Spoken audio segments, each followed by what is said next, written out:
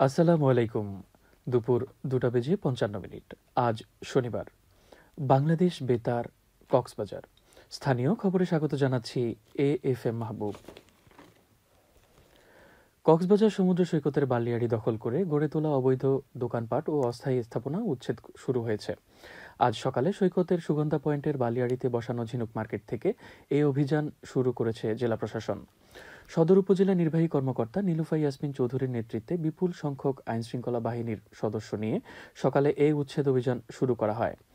এ সময় দোকানের মালিক ও হকারদের নিজ দায়িত্বে মালামাল সরিয়ে নিতে মাইকিং করে আহ্বান জানান ইউএনও।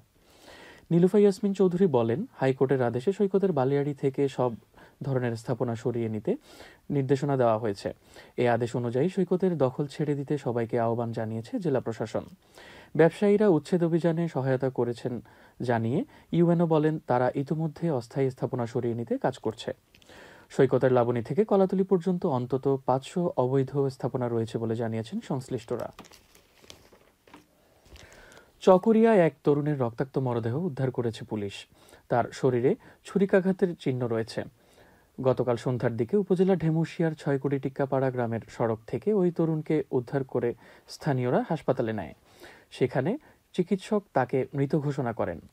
নিহত তরুণ মোহাম্মদ জাকির হোসেন ওই এলাকার মাছ বিক্রেতা আব্দুল কাদেরের ছেলে।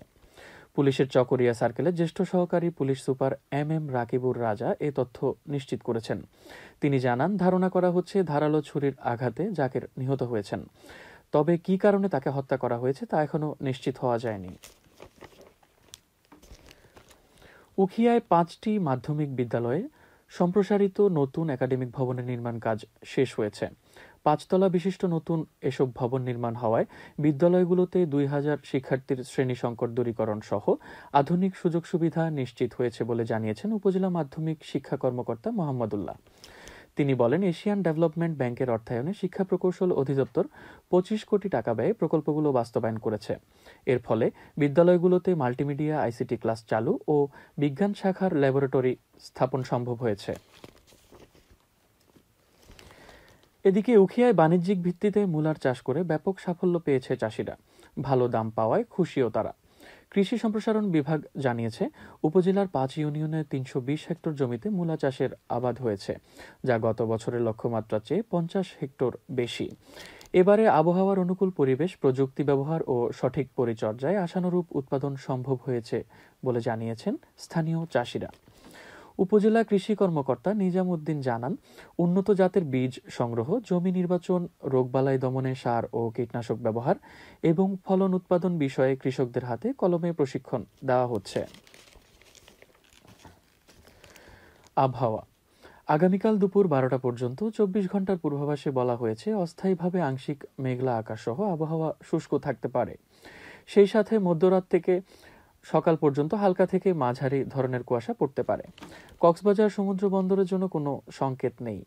আগামী 24 ঘন্টায় ও রাতের তাপমাত্রা সামান্য হ্রাস পেতে পারে। আজ সূর্যাস্ত যাবে সন্ধ্যা 5:10। আগামীকাল সূর্যোদয় হবে ভোর 6:18। আজকের সর্বনিম্ন তাপমাত্রা ছিল 18.2 ডিগ্রি সেলসিয়াস এবং সর্বোচ্চ তাপমাত্রা ছিল 26.8 ডিগ্রি সেলসিয়াস।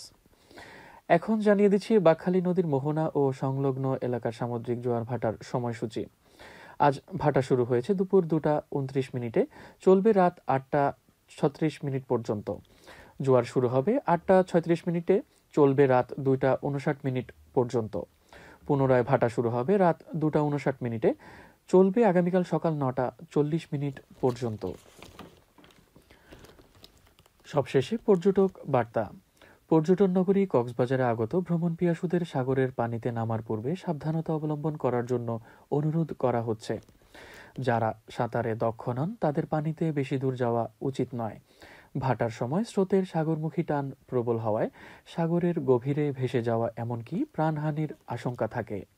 সেই সাথে পর্যটকদের স্বাস্থ্যবিধি মেনে চলার পরামর্শ দেওয়া হচ্ছে। খবর শেষ হলো।